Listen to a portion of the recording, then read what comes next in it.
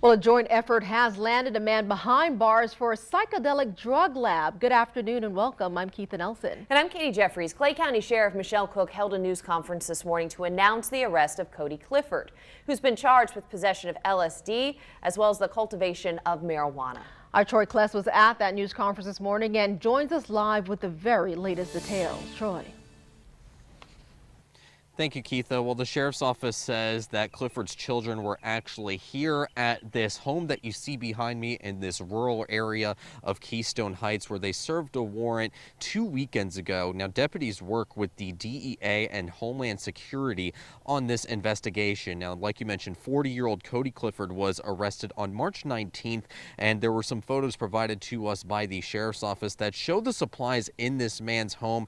Again, this man accused of buying supplies to make DMT, other hallucinogenic drugs, and explosives as well. They also say they found materials to make 7 hand grenades, along with 5 guns and 2,000 rounds of ammo. Now, we did speak with Sheriff Michelle Cook earlier, who says that she's not sure what his intent was, if he had any purpose in making these explosive devices, but she says that he was not high on their radar and said that it was a dangerous environment that deputies walk into anytime you're walking into what she says was a clandestine lab making drugs and explosive. There is always a danger to the first responders that get here, but she says that she is grateful that no one was hurt in serving this warrant. Now, like you mentioned, Clifford faces charges of possession of DMT and possession of cultivating marijuana as well. So we're going to continue. We're going to hear more from the sheriff and more tonight on First Coast News starting at 5. We're live in Keystone Heights. Troy Kless, First Coast News, on your side.